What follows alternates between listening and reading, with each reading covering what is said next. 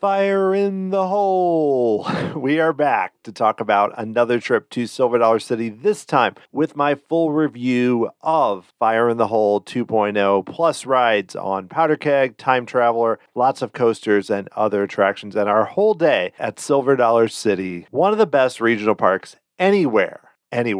Seriously. You're listening to the Tomorrow Society podcast.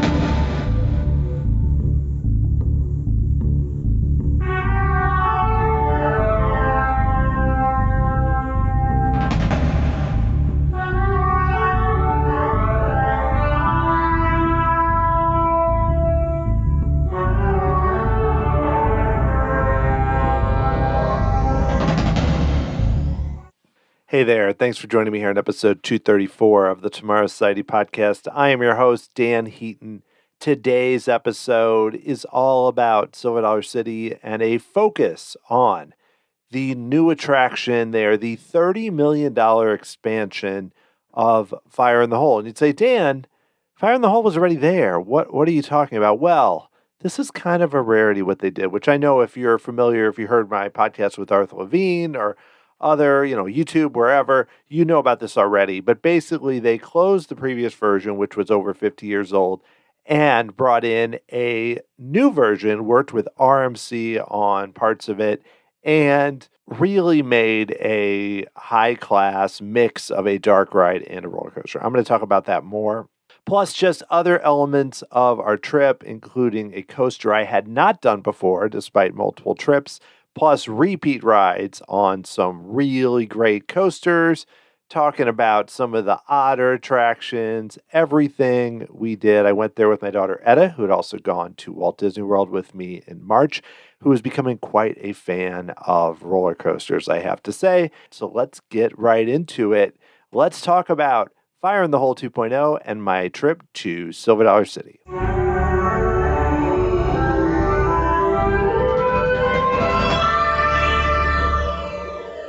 So Fire in the Hole originally opened in 1972. It was the first roller coaster at Silver Dollar City, which had opened in 1960. And it was a 3-story ride, but as much as anything, most of the ride is really a dark ride where you're going past various scenes. And then near the end, there are 3 drops that kind of come in succession. They're all pretty short drops. And basically, that was the format of the original ride. And the idea was, it's loosely based on a true story. I know they like to mention that, but a vigilante group known as the Bald Knobbers went in and started burning the village of Marmaros, which is an Ozarks hill town built near Marvel Cave. You hear a lot about that if you go in Marvel Cave. You hear a lot about that village, which is the cave below Silver Dollar City, which is awesome, but is an area that we did not do on this trip, but I've done on the past trips. Now, I mentioned that to give you an idea a bit of the history. And over the years, certain scenes were removed, the ride was shortened a bit, but it still was a lot of fun, including a scene involving a guy named Red Flanders who lost his pants. And the park has gotten a lot of mileage about that over the years.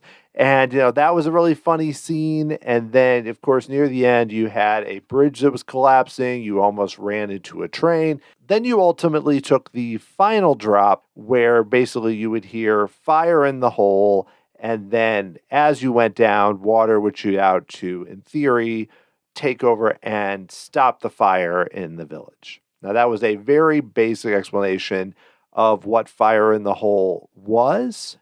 And it was one of those things where you would go into a pretty small building, and I still didn't even completely understand where in the building we were because I never really could totally tell that. It wasn't like this giant building behind it. So it kind of had a little bit of a magic to it where you're like, and I know that you would see it would go kind of in around itself, very cleverly designed and, had a fun song, just a lot of excitement there. And it was a pretty basic ride, and it got pretty rough, especially if you rode it in the back near the end.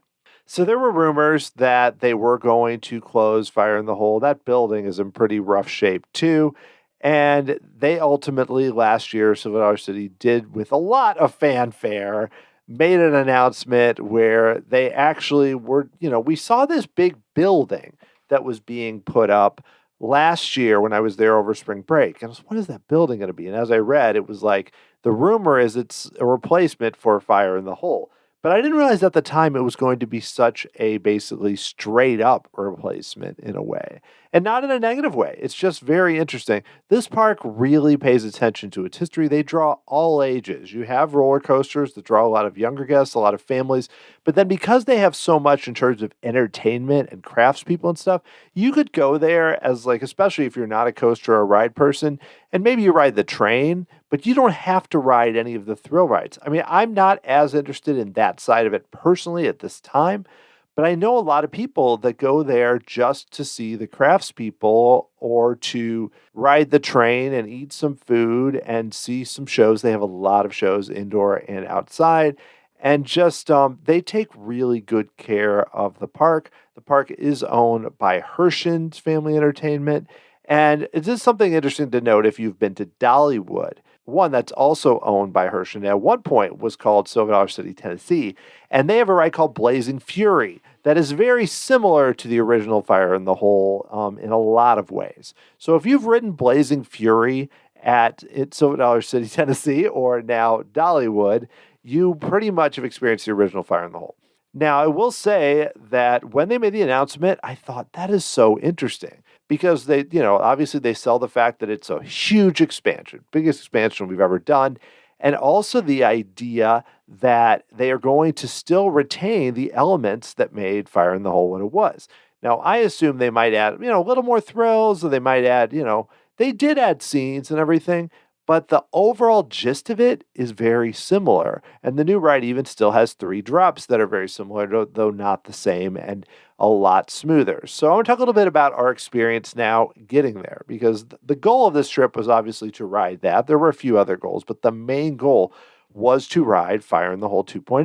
Well, I'll backtrack a little bit. When I visit these parks, I typically am paying completely out of my own pocket. I did that at Walt Disney World, did that when I went to Kings Island last year.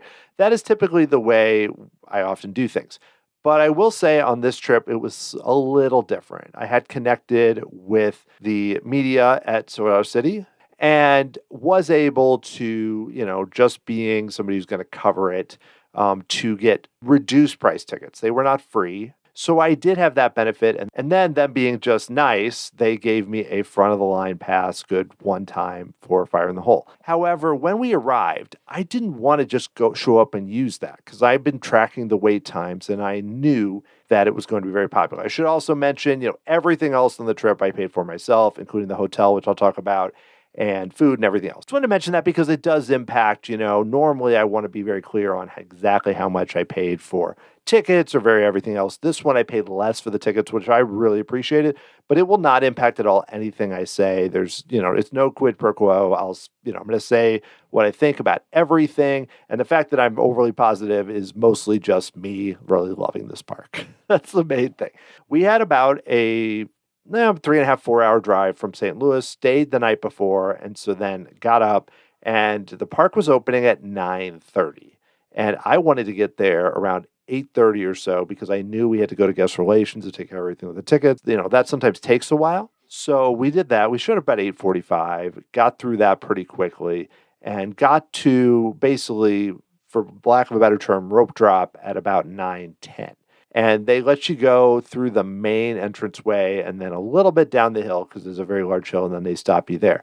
Now, it's an interesting setup there where the annual pass holders are able to get in early. And I'm not sure what level of annual pass or anything else, but at least a good portion of people with annual passes were able to then come up, show their annual pass, and go through that line. More on that in a little bit later. But right away when I saw that, I went, oh.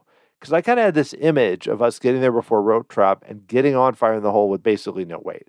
Think of it like being in the very front of the rope for your run to Flight of Passage, Seven Dwarfs Mine Train, Test Track, wherever. So that was the idea. Because my thought was, yes, I got this front of the line pass, which was very cool, but I thought I'll use that for a repeat later. Because I know later the line is going to be up over an hour or two, like it's been every day because it's the new ride at the park. But so still, even though I thought about using that, I thought we're just going to wait because it's still going to be less time. By the time they removed the rope at 9:30 and we kind of went down the hill and moseyed our way over, some people went to other rides. Not everyone went to Fire in the Hole, but a lot of people were heading there. We got there and the wait. And I will say something else about Solar City is they don't list wait times at the individual attractions. They list them on the app. It's not a case you go up there, you don't know, but I've had the app open the whole time, but it is something to note. Obviously, you can kind of tell based on seeing the line, but the app is what I really followed, and the app said 40 minutes. So we went and stood outside and waited for that, and actually I timed it, and our wait was 30 minutes. So we got there, I mean, we were one of the first 20, 30 people from the rope, basically, to Fire in the Hole, and because, though, of the annual pass holders who had already gotten there, we were still a little ways back. And then also there are people with what they call Trailblazer, which is like their equivalent of Fast Pass, who also then could skip the line. So what that does, of course, because both are coming in at the same side, is that is going to make your wait longer. Because there were points where we didn't move that much in that line. And I think part of that was the Trailblazer idea, which I'll talk about a little bit more later too. So we waited about 30 minutes, not a bad wait. It was pretty much about tied with Time Traveler Later with our longest wait of the day, which is pretty good. And we got on and rode Fire in the Hole. And I have to say, right up front, we rode it twice. Later on in the day, we rode it a second time using the front of the line when the wait time was listed as 2 hours. This is a tricky one because, in a way, it's not that long of a ride, and it's very similar to the previous one. So if you waited 2 hours, especially if you're like a long-time Silver Dollar City person, you might go, oh my gosh, it was just like it was. Why did I wait 2 hours? I actually heard people saying that exact thing. Like, oh, it was nice, but not worth 2 hours. Or, oh, it was the same. Or, oh, I heard people complaining about the people, they called it Fast Pass, the people that skipped the line. So there was a little bit of grumbling there from people. But the general gist, I think, seems to be that it's very cool and that people really like it. And I'm right with it. I think what they did with this ride is so interesting to me. And not just like in an intellectual way. It's a really fun ride. And, the fact is, too, because they're in this big building, you look up and the scale of this is big. You don't feel like your typical dark ride where, like, you think of like a Fantasyland dark ride where you're like, how squished are we in this building? And the ceilings are usually kind of low and kind of makes you feel a little claustrophobic. This has the opposite effect. This makes it feel big. Where, yes, you can see the ceiling and you know that you're not actually in a village at times and everything else, but it just feels so large. And that's the building where I wonder when I saw that giant building if you were going to be like going up higher or going down more or anything else. And there's a little bit of that. There's one point where I could tell we were kind of going upward. But overall, I feel like what they're using it for is to have scale and to have space with everything. Because you do go up a bit, but you're not like going up any type of major lift hill. It's more like a dark ride where you kind of just go straight ahead. And what I really like about it too is that the effects look better. The scenes look better. Everything looks so sharp. So you're going through, and yes, some of the scenes look similar, but one, they look bigger. And two, the one thing about the older ride, especially, is that the lighting wasn't that great. And part of the charm was you didn't totally get a good view of much of anything. Where here, I feel like you're getting a really good view of a lot of what's happening, including the Red Flanders scene, including everything else that you go through. There's just a lot that happens. And I think that's really cool. This ride, it looks new and it feels new, and the track is so smooth. And everything you're experiencing, there's effects. I mean, I love the fact that there are moments you can't really see some of the things on a POV video. Like you go by with, Red Flanders doesn't have his pants. And then you look to the right and there's an image, like a shadow image, but an image of a bald knobber guy holding up his pants like he got the pants. So we know where they went. And I thought that was really funny. And then there's other scenes just like while you're in the line, there's 3 posters for characters, including one named Bugs. And then you see those characters in the ride. And even you have Bugs being like, that's why they call me Bugs. And I think it's supposed to be the idea because he was Bubby that he threw bugs on you as you hear sounds going by. But there's a nice mix of physical sets and some visual effects. You have shots, like a visual of somebody, like a fireman that you're going by, or even at the end when you they celebrate and you see a video of likely entertainers that work at Silver Dollar City dancing and stuff, like celebrating on the right. And, you have this picture of someone, but then their foot is sticking out and the foot is a physical thing. So there's a lot of neat mix of kind of modern effects. And I don't want to oversell it to say that there's something mind blowing, but it's just all very competent and modern. And it feels like they really took the time where you don't always see regional parks spend this level of care and obviously money to make something that was fairly simple and turn it into something more. So that's really great. I love the idea that it just feels bigger and feels like really a fun adventure. It's like, oh, we're firemen and we're trying to help out. We're volunteer firefighters trying to stop the bald knobbers. And even making the bald knobbers kind of have their own characters and have that be clear adds a little bit to it, because you can see them while you're waiting in line and you look and you're like, oh, there's that guy and that guy. And that's where the second time I found like I got even more out of it, because I was noticing things I didn't notice the first time. So I think it does play well to repeat rides where you're seeing stuff like the guy who fell in the water near the burning bridge, and then the burning effects. They're all visual effects, but still very cool. I do think it might have been nice to have a bit of a smell there of burning or something like that I didn't at least experience, but I think that might be fun, kind of like an old Rome smell from Spaceship Earth. They don't have that, but it's an effective look. And then as you get to the spot with the 3 drops, each one is well done, and they seem to also build a little bit on each other, where the first one is the bridge is collapsing, so you kind of drop down through that, and it's not a big surprise, and they're smoother. So with the whole thing about kind of the thrill in the last one is they were so rough, especially in the back where you thought you were being just thrown over it. It's a lot smoother. I do like, too, on the second one, where you have kind of the Mr. Toad's Wild Ride experience with the train coming towards you, that there's actually a physical set of a train, whereas before I think it was just a train light, and that's also how Mr. Toad is. This, you do see a train right in front of you, and I think that's a very effective move too, because you can be looking at that and not realize you're about to drop. And then quickly, like right after that, you flip around and you are doing the fire in the hole drop, which can get you a little wet. I didn't really get wet at all on the first ride, but the second one I got water right in the face. So I think it can vary. And the first ride we rode it, actually we were second row both times, just kind of coincidentally. So that also might explain the smoothness a little bit, because there were, people further back. I think there's 4 cars if I remember correctly, but with like 2 rows in each one. So we rode it there twice. And I do think it'd be fun if they had some kind of fire effect along with the water when you drop. That last scene just feels it's the biggest hill from what I can gather, but still feels like there could be a bit more to it. And I would say that according to Wikipedia, so, accept that as you will, the top speed of the new fire in the hole, 26 miles per hour. The length is 1,512 feet. Duration is nearly 3 minutes, 2 minutes, 51 seconds. The original was 1,380 feet. It's actually 3 minutes, 15 seconds, according to Wikipedia, which is weird, because I wouldn't think, average speed 27 miles an hour. I wouldn't think that this one feels a little longer. But I will say that, it's interesting how they've adjusted it, but still found a lot of similarities to the original. I also really like the show building, the outside building, which is rather large and fits well. The entire area around there is kind of a nice setup. It's like a whole little town area. And they've put it kind of in the back in the new fire district, which is it's located behind the area called Fireman's Landing, where they have all the kids' rides and everything else.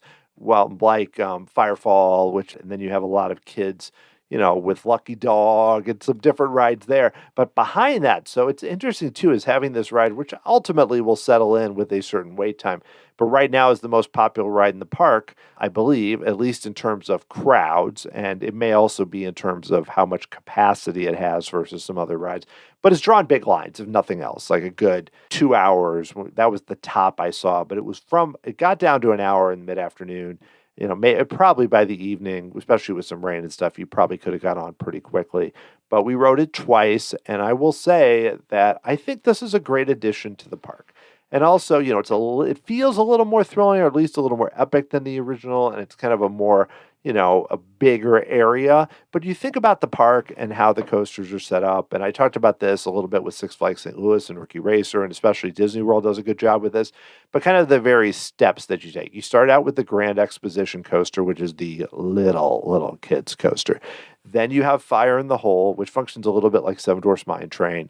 But, I don't know if it has as many drops or whatever, but kind of that idea. Then you go up from there to Thunderation, which is the mine train. And we're going to talk about these coasters more in a bit. And then you go up from there to Powder Keg, and then Time Traveler, and then you kind of get up to the top level coasters of Outlaw Run and Wildfire in terms of thrills and inversions and everything else. So it's kind of a nice mix, and that also happens with some of the other rides where they have a lot of kids rides that then kind of go up to bigger rides, like you have bigger swings and the barn swing and Firefall and some of the kind of bigger flat rides after you have some of the simpler ones, plus water rides, the same deal. So there's a lot of variety to it there, and I think Fire in the Hole fits very well. I love the way that it's such a rarity that you pay such tribute to the original story and original ride, and even the story of the town, however you think about it being a true story or history or everything else. You're still paying tribute to Silver Dollar City does a nice job kind of leaning into their Ozarks history, the history of the area, and not the Branson, the history of the area here, in Branson West, as they call it, or like Stone County. But I think it's really cool and a very fun addition to the park. And if you've never ridden it, it's not like you have to have love the original to know. If you haven't ridden it, I think you'll still think it's really cool. Again, I don't want to oversell it as being Disney level dark ride, but I think the quality is still really high. It's like above your typical indoor theme park coaster or dark ride for a regional park. So like if they put this into Disney, it would not seem way out of place. I mean, yes, it might not be on par with theming with like Big Thunder Mountain Railroad or something, but it's pretty solid. I don't want to oversell it, but I think this level of quality, and I'll talk about that more with some other attractions, is still super high and not what you'd expect from a park that is located, I know it's near Branson, but overall is kind of not near a big Missouri city and just kind of is out in the hills of Missouri. Still very cool. All right, well, let's talk about some other aspects of our trip to Silver City. First of all, I want to say we stayed at the Autumn Creek Branson Inn, and it is a pretty small motel, but very comfortable. The people there are super nice. It's, not a bed and breakfast or anything. It's just a motel, outdoor doors and rooms, 2 stories, and I stayed there last March. I mean, it has like a 9.6 out of 10 on Expedia, and it stayed very consistent. And the prices, I only booked it a week or two out, and I think it was like $90 or so. Maybe I think it was a few dollars more than that with tax and everything for one night on a Wednesday night. And the biggest benefit is it's basically a 5-minute drive from Silver Dollar City. And you're not in the Branson downtown area. You're not in a difficult area in terms of traffic. Though they were doing construction on one side of the road, we were right near, so that got a little tricky, but didn't really hurt us any time there in the morning. Basically, you're a 5-minute drive from Silver Dollar City, and you're also only less like 5 minutes from the main area of Branson. We didn't really go. I'm not a big Branson person. It's not really my thing. We went over to Andy's Frozen Custard just that night because we had some time. And that was kind of on the edge where you're near like the Ferris wheel and there's some go-karts and everything else. But we didn't do anything like that. And I did look into some attractions in Branson, like there's a flying theater, but also that closed too early anyway. And I was looking at that where that's connected to what's called Beyond the Lens, which is not something that going with Etta, who's 11, I was interested in, but I thought the Flying Theater might be fun. There was also like a Disney animation exhibit. But again, kind of 2 elements to it. One, you're almost anything that's significant, you're going to pay $30+ a person to do.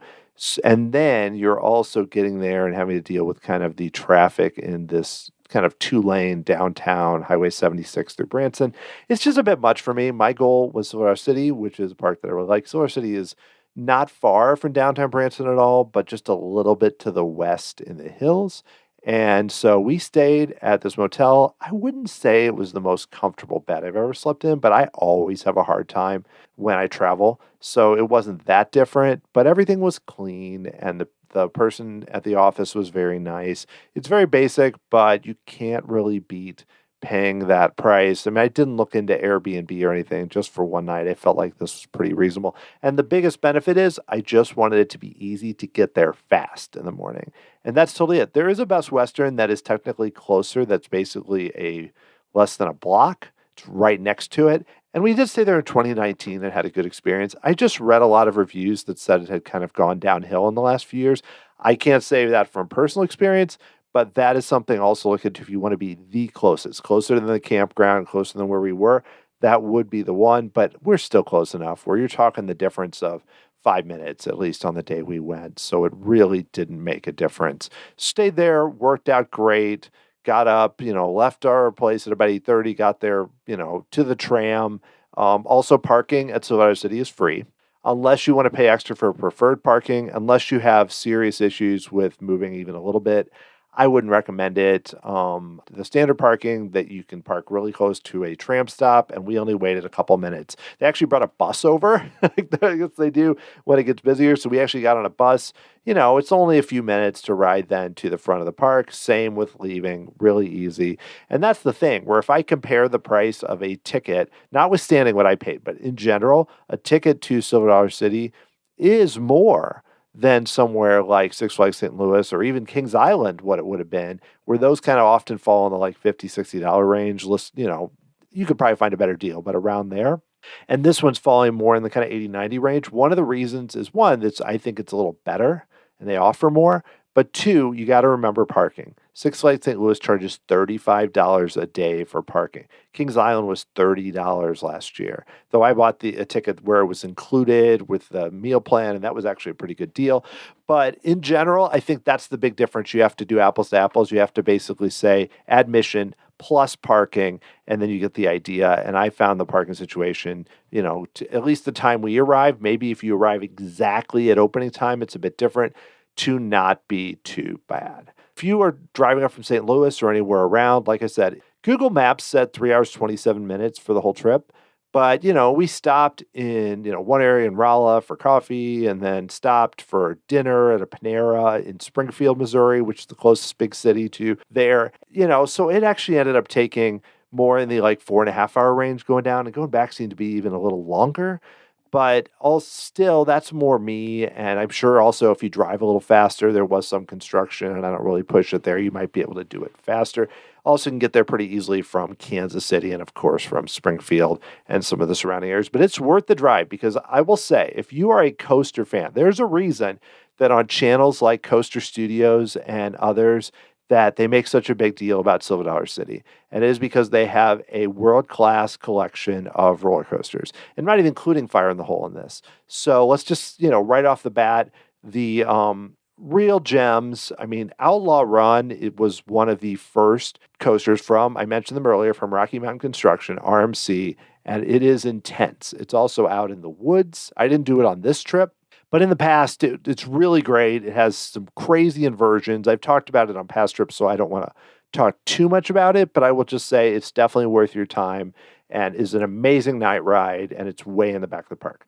During this trip, we did do a coaster that I had not done before, which is Powder Keg, which is kind of a sleeper hit in the park. I would say it's not on the level of Time Traveler or Outlaw Run, but it's pretty cool. We did that right after our first ride on Fire in the Hole because I know that Powder Keg tends to get a long line. And I just hadn't done it in the past just because I had gone with my daughters when they were younger, or, they just were not, I couldn't leave them. I still couldn't do that now, but couldn't leave them on the side or whatever. And, it was usually just me and them. I wasn't going with my wife. I just was, taking a quick trip with the girls, or, last year just with one of them.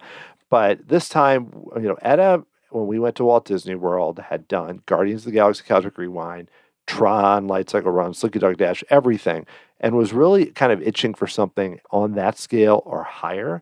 So I was like, okay, we're not going to probably do Outlaw Run because I feel like maybe that's a little intense for her. Or same with Wildfire, just given, even though I don't think that's as good, I think that it might be a bit much. But I knew we were going to do Powder Keg, and she even expressed interest in doing Time Traveler, which was her first coaster with loops. But let's talk about Powder Keg. Just generally called Powder Keg. Sometimes it would be called also have a colon and a blast in the wilderness. And it's such an interesting ride. There used to be a coaster called Buzzsaw Falls, which I never rode. It was only there from 99 to 2003, and it didn't last that long at all.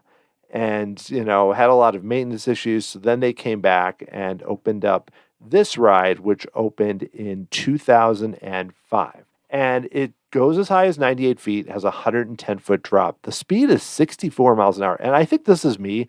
I don't know if I realized it was that intense, but I mean this in a good way. So here's kind of an interesting thing, too, is that it starts with a launch. And that's a pretty common thing with a lot of rides here at Silver City that are coasters. You look at, Fire in the Hole is a bit different, but several of the coasters start out of the station. And this one, you go out of the station, but then there's kind of a unique way where you kind of get lifted up to the left and then set up for a launch of 0 to 53 miles an hour in 2.8 seconds. And I will say, maybe this didn't feel as strong as like a Tron or Rock and Roller Coaster.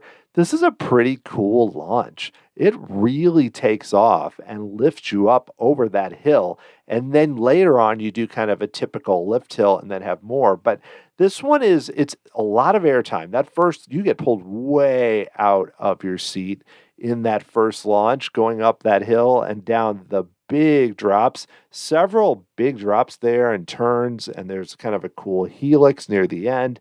But just a really cool ride. The manufacturer was S&S, and I think it's one of those where you might say, oh, it's not as intense. Like if I'm a coaster fan, I got to do Time Travel and Outrun. Yes, those are your two big ones. This might be right behind it. This is a pretty cool attraction. And we just happen to be, in the morning, it also sometimes has maintenance issues. It was closed. And we're, oh no. So we walked up and there wasn't anyone telling us it was closed like usual. So we walked up and there was no one. So we just got right on. And granted, the lines were not that long that day, but sometimes it's, an hour or whatnot.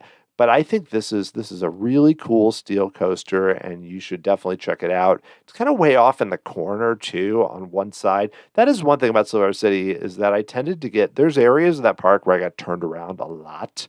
Powder Keg is kind of over by a bunch of food and off in the corner a bit. And it's definitely worth, because after you ride it, you just kind of turn around and go back in a way to some of the other areas.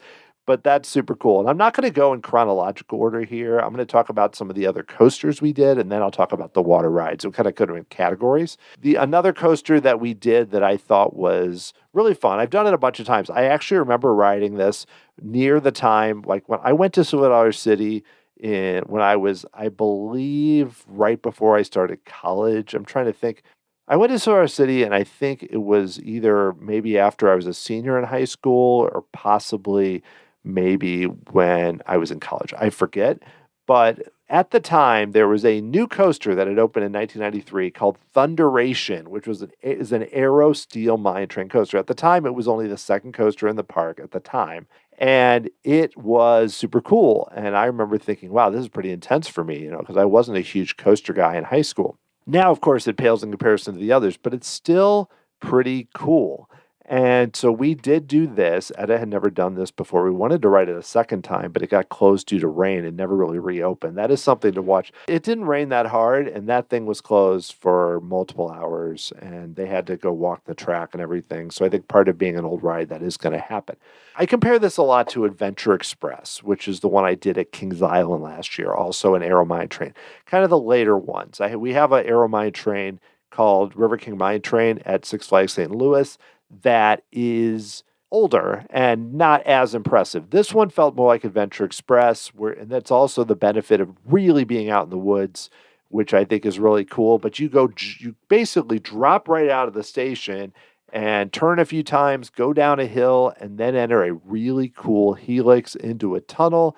Some really nice thrills. It's a little rough. I got to tell you, this ride is 30 years old, and it felt kind of rough. But also the main difference is that near the end, you go up a long hill, whereas comically so. In Adventure Express, you go up a long hill and then go into the station. Here, you go up a long hill and then actually do a significant drop, and it ends up really extending the ride where it isn't kind of just a few tricks, a helix and a few drops. It goes up to 48 miles an hour, but I find that part at the end is very fun. And this is kind of another sneaky good ride where, yes, it's a little rough, but I think you should definitely check it out. The lines usually aren't too bad. Every once in a while, it kind of gets out of control. But this one, it packs a little more of a punch than you think. It packs a bigger punch than Big Thunder Mountain Railroad. I don't think it's as good of a ride, but I do think that this Maya train is definitely worth your time. And Etta loved it. And I think it's also kind of the right level of thrill for her, where it wasn't like as aspirational or as exhausting, and it's something you should definitely check out. And situated right next to it is a ride that I put at number 2 in my, right after I rode it, basically, in my all-time roller coaster rankings. Now, I have to tell you, I have not ridden as many roller coasters as kind of your typical, your coaster aficionado, if you will. I've started to build it up, and I feel like I've ridden a solid collection of rides. But because I spent so much time going to Disney World, and not complaining, I love Walt Disney World, but compared to going to a lot of other parks, I haven't ridden as many. In fact, my coaster count is almost comically low for anyone that considers himself into coasters. My coaster count is 60. I think I've forgotten a few I did as a kid, so it's probably a little higher, but I'm not going to cheat and include those. Now, I have kind of a unofficial goal to get that to 100 before I turn 50. Now, I'm 48 years old, so that may not be possible because you're thinking essentially I have the rest of this season and then next season, and that's mostly it in terms of summer seasons because my birthday is in late January. But I think that would be really fun because I added 2 to my coaster count on this trip, which is Fire in the Hole 2.0. To me, this is a separate coaster credit from Fire in the Hole and Powder Keg. Now, the only one I have not gotten still, again, because going with my daughters and everything, is Wildfire. That's the only one I haven't ridden. I rode Outlaw Run at a time when we were there with the full family years ago. So I was able to do that. And I also rode Grand Exposition Coaster with my daughter when she was very young. But I say that to give you an idea that, I have not been to Magic Mountain. I haven't been to Cedar Point. So right there, 2 big coaster parks. I did knock Kings Island out recently and did Six Flags Great America and rode most of theirs recently. So beyond that, I've gone to Holiday World and a lot of Disney and Universal and everything else. So there's still a lot more to cover. So I give that background to say that even with all that said, I think that you could legitimately, even if you've ridden a lot more, I think it would take a lot to knock Time Traveler that far down the list. Number 1 is still The Voyage, even after I rode Time Traveler 2 more times. Now, to tell you, if you don't know what Time Traveler is, you're like, Dan, you're telling us all these things. What exactly is it? It's what's called a Mock Rides Extreme Spinning Coaster. There are only 2 like this. The other one is Ride to Happiness, which I think, from what I've seen, is even much more extreme than this one. So there are very few like this. And, Time Traveler, people say, like who have been on Ride to Happiness say that it's better. It's in Plopsaland in Belgium. But Time Traveler, to me, is still probably one of the most unique coasters I've ever ridden. It opened in March 2018. I did talk about this last year, but I'll just say now, having ridden it 2 more times, I can even feel even stronger about my experiences. The speed only gets to 50 miles an hour, but if you told someone, okay, you're going to have a spinning coaster that also does inversions, I would have been like, nope, not doing it. But I almost think that isn't fair because it's not a free spin. They do control the spin. So in a sense, a little bit like Guardians of the Galaxy, though that doesn't have loops, you're going to be turned a certain way. Now this, you're not turned to face a show scene or anything that's happening. But we noticed too, we did 2 rides. The first ride we were in row number 2, which is basically you started out on the back of the vehicle. There's, basically the 4 vehicles with 2 rows each. It's 4 people in total in the vehicle, 16 people total at a time, because you're all kind of going together. They're separate vehicles, but you're going together in one shot. It's not like really separate like a Wild Mouse or something. So we were in the second row, and I found that we were basically in the front because by the time we did a drop, we were actually in the front. And I would say that was super smooth. And I also found that time that when we did the inversions or kind of the biggest turns, we were generally facing sideways or forward. So I found that to be super fun, and I loved it. I thought it was amazing. Second time through, we were in row 4, which is still the second of the 4 cars. And I felt like every time we did anything, we were facing backwards. And so that was when you felt more extreme. Because I felt like you think about if you're doing a loop and being flipped over, if you're forward, you kind of see what's coming and you go into it. If you're backwards and you don't know what's there and you get flipped around, and that's a different story. Now, I don't know how much variation they have, but all I'm going to say is give yourself a shot on this ride. Etta is 11 years old. She did it and said it was awesome. Didn't, and then won it. When we went to ride Thunderation again, it was close. So she said, let's do Time Traveler again. It's like, really? Okay. So we did. And the second time was a lot more intense. She even told me she thought that there were more loops. I was like, no, I mean, not really, but that's how it felt. And I also want to give big props to Silver City for the theming here. You've got some fun stuff. The story of you're participating in this time travel experiment. Q, you've got a bunch of clocks. This guy named Charles Henry and his clock factory, and he's doing time travel experiment. Love all this stuff. And that's the thing, again, where people complain all the time with Disney not having original stories. There are still parks. I know I'm not going to say all of them because obviously you have your DC at Six Flags and everything else, but there are parks like Silver Dollar City that are doing unique stories. Now, the theming is not always going to be on the level of Disney, but still, there is a theme and story to this that at least kind of is interesting in the queue. Same thing with Fire in the Hole, has a story. With Mystic River Falls, we're going to talk about, there's stories to that. They're trying to come up with stories, and again, it's not like tied to anything. It's just like there's a big steampunk vibe here. The ride vehicles are so cool looking. Oh my gosh, they're one of the coolest ride vehicles I've ever seen. And there's so many little gadgets. They got the gear on it, everything else. So again, such a cool ride that you come out of the station. That drop out of the station is no joke, but you do a few moves, then you stop. It almost gives you a chance to take a break. And then there's another launch.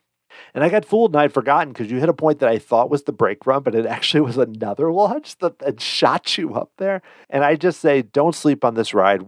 Both times the wait time listed was 25. The first time we waited 30 and the second time we waited 20. That's not bad at all. I mean, it's popular, but I don't find that every once in a while, one time we were going to go on Time Traveler and it went up to 80 minutes. But you can kind of keep a gauge on it. It generally doesn't get too crazy. So let's switch gears to the water rides. I talked about them a lot last year, but this is a little different in a sense. So I'm not going to spend too much on each one. But this time the temperature was over 80, whereas last time it was 60. So we definitely were going to do them. But will say that some of the water rides, especially Mystic River Falls, will get long lines in the hot days. So you almost want to go on those before it gets too hot. Not right when it opens, but we went on Mystic River Falls about 11 a.m. when it was still a little cloudy and it was getting warm, but not there yet, and waited maybe 5-10 minutes. Whereas later it was 45 minutes to an hour most of the day. So that's something you may want to do.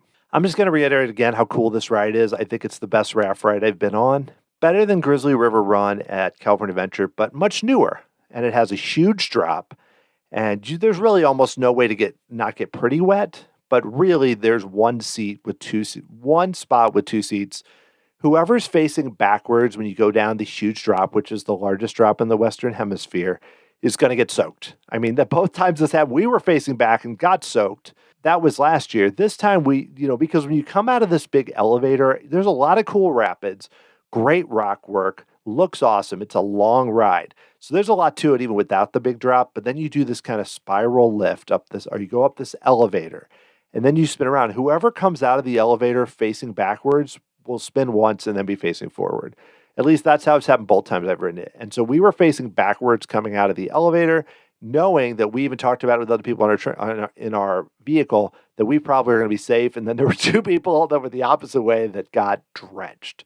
So much fun. Now, also, we have the River Battle. This will be interesting because Epic Universe at Universal is doing a River Battle attraction at their How to Train Your Dragon Land.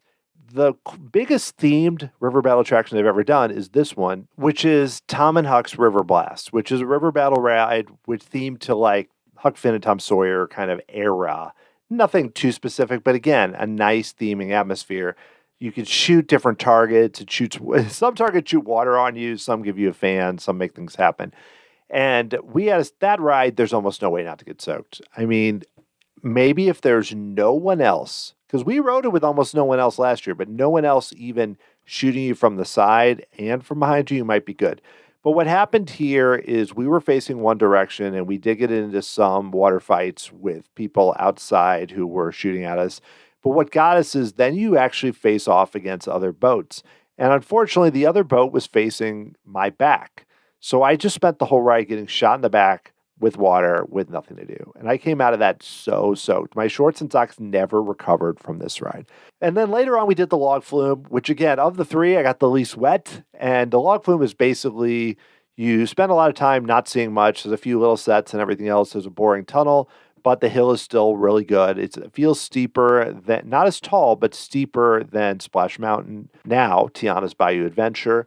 But still feels pretty steep and you can get really soaked. It didn't really happen, but no other hills than that. But it's called American Plunge, and I think it's fine. I want to give a shout out to another ride we did, which is Firefall, which we did last time. Edda described it as just like, what a rush. What a rush. It's an S&S double shot, and essentially it's like a reverse drop tower. It was relocated from Celebration City, so it only opened here in 2015. And basically, it's, kind of like Guardians of the Galaxy Mission Breakout, the way you shoot up, but it's basically one big shot up in the air, and then you get a cool view, and then a couple smaller ones. I will say that first shot up in the air, one, gives you an amazing view of the park. You get such a good view of the Fire in the Hole show building, which is right by you. But then you also get just a really cool view and thrill as it's something. You go flying up in the air. So that's another cool one. And we also quickly did the Elephant March, which is basically Dumbo, essentially, which is in a kind of steampunk area that I've always really enjoyed called the Grand Exposition, which is a fun area with a lot of fun kids rides. They also have what's called the Magnificent Wave Carousel, which is swings that are more thrilling than you'd expect and give you some really cool views of the area. That's another Zamperla ride. And Zamperla Flying Carousel, if you're wondering. I should also mention Mystic River Falls opened in 2020, done by RES and Bar Engineering, and that's a really cool ride, replacing the previous raft ride. And there's also a barbecue place that I really wanted to go to that we did not get to.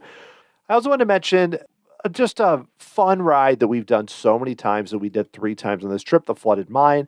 I actually released a POV video on YouTube late last week of the full ride, and it's a ride that opened in 1968 as just a boat ride, kind of like a Pirates of the Caribbean without the moving animatronics, just with figures.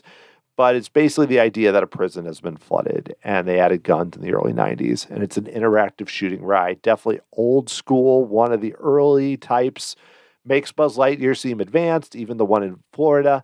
But a lot of fun. I really enjoy it, and took one time where I just didn't use the gun and shot a POV video of it. One of the few. I shot a lot of videos, but obviously I want to respect on any type of coaster. I'm not using my phone, but in this case, slow-moving boat ride, I felt like it was okay.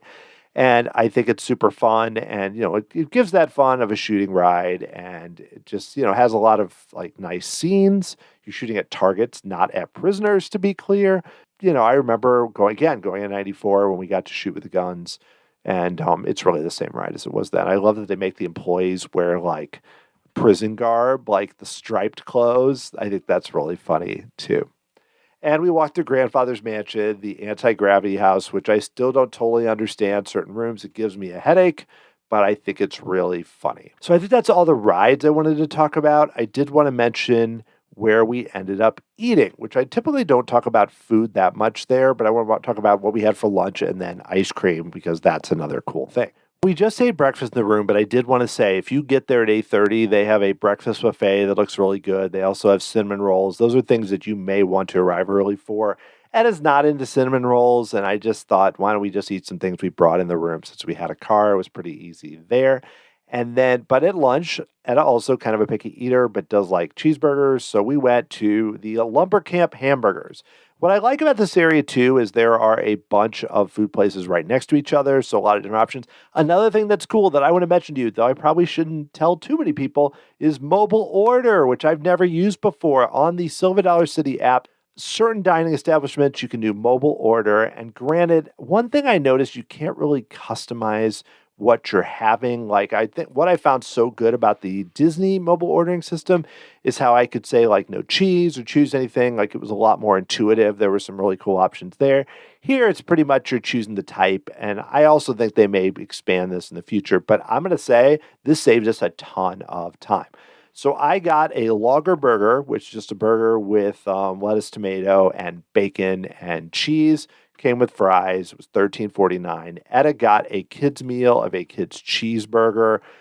Junior cheeseburger, $6.29, included fries, and actually also included apple slices, which I ended up eating because the options were that or applesauce. She doesn't really like either of those. So we got those. I also got a soda, a root beer, that the soda itself was, it was like $4 or something. I think it was $4.29. So the total was like $27 for two of us to eat, which is typical kind of theme park prices. I will say my burger was good, not great, but the thing I really liked, two things. One, mobile order again. There was a big line of people. And, people come up, there's like one cash register, you order, then you go back and you pick it up. Probably wasn't a crazy line, but we were eating at like 12:30. So basically we got done with, I believe we had just done either Thunderation or Flooded Mine. I forget the first time. So it was about 12:15. And we were about a 5-minute walk from this area. I pulled it up. We ordered it there, walked over there, clicked that we were there and walked up, and they had it ready for us in about a minute. And then they have tons of seating in that area. So we went upstairs. There's nice upstairs eating where you can kind of look out to this waterfall, which I couldn't even really place where it was, and woods and everything else. Very cool. And then I kept hearing people come up the stairs and say they had waited in a really long line.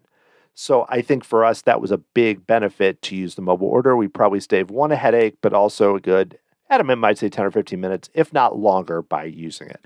So a lot of places have it. Make sure you get the app. One, because the app is where you can see the wait times. And two, because mobile order is your friend. You might not think in a place that's not Disney or not, somewhere big that you could do that, but it was huge. The other thing we did is we got ice cream from Hannah's Ice Cream Parlor, which is the ice cream parlor near the front of the park. You do not have mobile order there, but they have just kind of your typical hand-scooped ice cream. They do have some fun flavors. Last time I got Outlaw Run, but sadly they were out this time. They have Fire in the Hole, Time Traveler, Outlaw Run, which is vanilla with salted caramel swirl. That was so good. This time I just got a strawberry cone, and Etta got a chocolate cone. Both those were great. And each of those, I think the total was like $11 or $12. So, theme parks, it's a little high, but I will say the quality of it was better. It was not soft serve. It was not something you could get anywhere. It was above that. So I would think if you want to get ice cream, the place to go there is Hannah's Ice Cream Parlor. And that's all we really ate at the park because we stayed till about 6. Ended up going to Panera again, actually, in Springfield on the drive back. So that is all we ate there, but they have tons of really good snacks. Etta has braces, but if not, we would have got the kettle corn. And then they also have some kettle chips. They have a lot of desserts. And like I said, that barbecue place looks and smells awesome, but it didn't have anything specifically that Etta would have been that excited about. So I don't know how it would have compared, but I would have loved to have checked that out. And that's down there by Mystic River Falls. So before I finish, I did want to talk about a few, I wouldn't even say, we didn't have any big issues. Everything worked for us. The ride didn't work. We never had a ride breakdown, which happened last time multiple times with Powder Keg and Time Traveler. This time, we never had an issue. I mean, we had an issue where Powder Keg wasn't open at first with Thunderation with the rain, but the rain is going to happen. Nothing broke down while we were in line. We didn't have a situation where we had to wait a bunch because something broke. Everything worked, and that is so huge. I've just heard recently from friends who were at Disney World on a day at the Magic Kingdom where tons of stuff broke.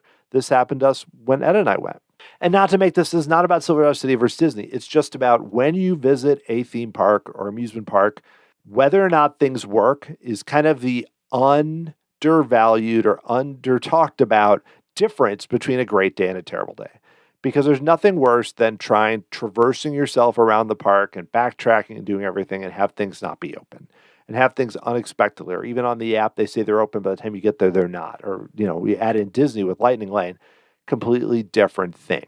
That's going to be a challenge. It was not a challenge here. Things were great. The food lines were efficient. The employees, I felt like all were great at Silver Dollar City. Everybody seemed to be in a pretty good mood. The operations were so fast. There was a point where they were like running down the way and checking everything. I think that was a Thunderation. Everybody was nice. Like, the Firefall has really weird restraints with the way you have to kind of put this belt between you and then hook it up. And I feel for those employees, because they every time had to be just figuring it out. And that's why that line took so long. It was only about 15 or 20 minutes, but there was not that many people in line at all. And I will say that they were champs. I never saw them get frustrated or upset. And I'm sure they were probably thinking, these dumb people cannot figure out their strengths. So that's also great. I will say two things. One, I think it's great that Silver Dollar City offers perks to their annual pass holders. I think that any good park should make it a really big difference. You get season passes, you benefit in a huge way. That's just how it should be. That's a big thing. So I think it's great they do that. Now, I will say, standing there at the rope drop, waiting to go, and having all these people with annual passes walk past us, not a great look for them. So again, I wasn't mad or anything. I get it. If I consider getting an annual pass this year, and if I might do it in the future. But you think about it, that to have that difference where they could come in and just get on early and pass everybody else, it's a weird look. That's what's called Trailblazer Ride Access first hour of each day. And my understanding is that goes to Diamond and Gold members, not Silver members, but that's people that could get an hour and in an hour early. I think that's really cool. That's something nice. But standing there and watching everybody go by, I could sense that people were getting frustrated. And I think that is one of those things where it's like, you just got to be careful with something like that, where you want to give benefits to your season pass holders, but how do you find a way to do that without making people feel like they're second-class citizens or something? Disney's run into this. Universal runs into this with Express Pass. It's a very tricky way to look at it. So again, I don't have any issue with what they were doing. I just think that was kind of a bad look. And I don't know how you do that better, really, though, because you want to get people into the park and get ready. But again, it's just like, that can be tricky. And a second thing is they offer what's called Trailblazer, which is front of the line access, select Silver City rides up to 8 times during a visit, but they only let you use it once for Fire in the Hole and Mystic River Falls. Now, it says it's starting at $53 for a visit, but it's going to depend on what day. Now, I did not look into this for us. I know we only had that one front of the line, but let's look at next Thursday. And let's see, if we did next Thursday, it would be $53. But then they also have something called a Super Trailblazer with unlimited use, which is $85. Now, this is cheaper than an Express Pass, and there is a value to it on a busy day to get 8 visits, and also to have that ride on Fire in the Hole is great. But I did hear people saying it multiple times. Again, this is anecdotal, but I heard people complaining about the fact, especially on Fire in the Hole with the long wait, that people could walk right in. And I, in the past, have never noticed even people using Trailblazer in the past. And I know they have, but I've never noticed it until this trip. Again, it didn't really impact our day. This is one of those kind of things where I think people love Silver Dollar City. I love Silver Dollar City, and they have so many fans. And so a few people grumbling about the new ride having to wait a long time is probably not a big deal at all. It's just one of those things that me standing there, seeing it, and we even did it because we got that front of the line pass. But it's one of those elements where I go, this is something they need to be careful of if they add more new attractions. I do think it is a way to have kind of people feel more like valued customers, either people that pay more, like with season passes, or extra for the Trailblazer that, and every park does it. There's nothing wrong with what they're doing in the modern theme park landscape. I don't love it. I don't love Genie Plus. I don't love Lightning Lane. At Disney, I will do it. Here, I don't feel like on this particular day, we really needed it. But also, I did have that extra pass for Fire in the Hole. But we would have probably maybe rode it once and then maybe waited till the end of the day and tried it again. I'm not sure what we would have done instead. I would not have paid the money for Trailblazer just to ride Fire in the Hole one more time. It's just something to watch for. I think that overall, people seem to be having a great time, and people seem to be happy. I talked to people that said it was the first time they'd ever visited Silver Dollar City. A couple times it was a dad and a daughter, kind of like me. And they all seemed really positive about it. The only times when I really saw people grumbling were really with Fire in the Hole, with the long line, and then also with the Trailblazer people passing the line. Because when you, in a park like Silver City where you don't typically wait that long, to wait that long it just seems, it's not something you experience very often. So it does seem very different. And I don't mean to belabor the point. I just wanted to mention that as something that I think they're still doing an incredible job. And I think Fire in the Hole 2.0 is a home run. It exceeded my expectations, and my expectations were pretty high. Everything they're doing ops-wise is excellent. Even when they were running one train or two trains, it felt like the lines moved pretty quickly. The only line that really didn't was at the beginning with Fire in the Hole, which again, I think a lot of people were coming in and using Trailblazer at the time, or maybe just that ride does seem to load a little bit slower. It was really worth going, and I know I probably went on for longer than you would think.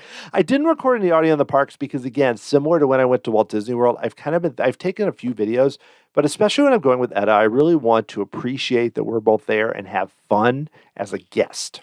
Now, granted, I'm still somebody covering it for a podcast and shooting some YouTube videos and talking about it here, so I'm not approaching it exactly the same, but I still generally consider myself just some guy who loves theme parks, who wants to go, and, will travel to go. And that's generally, I don't think of myself as a media member or anything else. I'm just a guy who loves going to theme parks. I really appreciate when a park does the little things well. And that's what I will say continually. Herschend and Silver City, and what I've heard, Dollywood, do the little things really well. And that's where I think if you would, because I typically talk about Disney a lot, Disney does the big things really well. They release these crazy attractions. They have these grand fireworks celebrations, everything else. And I think where some people are getting frustrated with Disney is with some of the little things. Now, I found a lot of the little things on our trip in March went very well. French Quarter was a great resort. Cast members were nice. Buses worked great. But I will say that this is a situation where a regional park like Silver City is doing the little things so well. And I say little, but really they're little, but they're super important. Operations moving. Even when I went up to Thunderation and they were closed for rain. I've had experiences when things are closed. It was at Kings Island last year. The person was really weird, didn't explain why Mystic Timbers was closed and what was the issue. I've had it happen at Disney, really at Disneyland Paris, but also at Disney where people are just kind of like, we don't know anything. Here, the guy at Thunderation turned to me and said, "We're sorry, sir. There was a little bit of rain. We have the guy who has to come and walk the track. Usually, he should be here any minute, but it typically takes an hour." So he gave me, just in that little bit, all the information. 1, it's going to be closed for a while. 2, the reason is the rain. 3, it's not just, it rained and we don't know what we're doing. It's we're going to have a maintenance person walk the track. We're doing this for your safety. Said it in a nice way, obviously felt bad about it, and that was it. And I was like, great. Who can argue with any of those statements? No one can. And that is what I value in this park. I found that from every person I spoke with was on that level. It's just they train their employees really well. The shop people, we go in there and people apologize because they hadn't come and checked on us right away. It's just stuff like that you just don't see as well in some bigger parks just because the scale is so large. But this is a pretty big, large-scale operation, but it feels like a little park. It's a park that keeps getting bigger, yet somehow retains that feeling of a little park. And that's why I mentioned the season pass and even the Trailblazer potential issues, because those are the types of issues that big parks, these are the issues I've heard from Cedar Point that I've heard people have. And that's where I didn't feel that at Kings Island, but I've heard it at Cedar Point. I've not been there. And you see it sometimes I saw it at Universal Hollywood, where they just could not handle the crowds. This giant park with so many people, Nintendo, they couldn't handle the crowds. And so that's where I found that they do handle things like this very well. And that is a very nice thing. I will say they need to rehab some of their bathrooms. So I will say some of those were not so nice. Again, I did not test them all out, but the few that I went in, not great. But overall, we had a great day at Silver City, and I'm glad I got to experience Fire in the Hole 2.0. If you're somebody who loves kind of unique, original dark rides and kind of misses those, maybe at Disney World or other parks, this is the kind of ride you want to experience. And if you're also a coaster fan, and have any chance, go to Silver City. The combination of Outlaw Run, Time Traveler, Powder Keg, Wildfire, and Thunderation, wow. It's worth it just for the top 2. Outlaw Run and Time Traveler, but the other ones make it even better. And I can't wait to see what Silver Dollar City decides to do next. We didn't really watch any of the entertainment, but I know they have good entertainment too. That's just not as much my thing.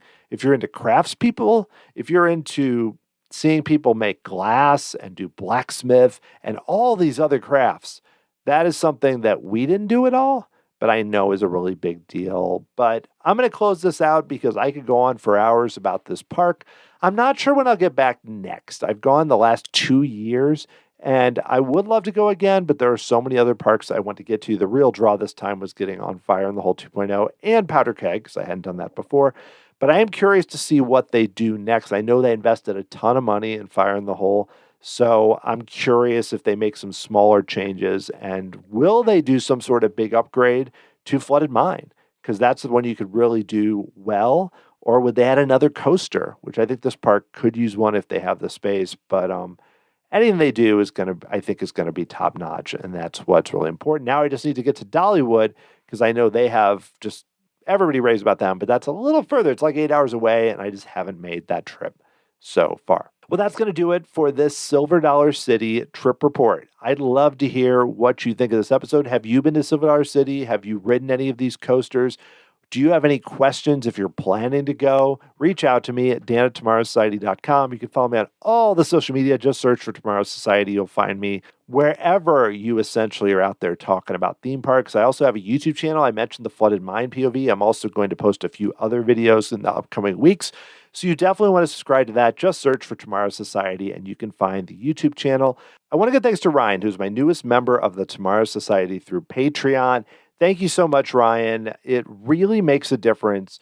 Any of you that are out there supporting this show, whether it's becoming a member through Patreon, whether it's buying me a Dole Whip at tomorrowsociety.com/Dole Whip, or it's just spreading the word about the show, sharing it on social media, telling your friends about it, it really makes a difference. And I appreciate it. If you can leave reviews on Apple Podcasts or Spotify or wherever, anywhere that you can tell someone about this show, it's awesome. Thank you so much for doing that and for continuing to support this show as we are 234 episodes in. Of course, you can find all past episodes through wherever you listen to podcasts or at tomorrowsociety.com/podcast with an S at the end. The music you're hearing right now was written by Adam Hookey, performed by the Sophisticated Babies.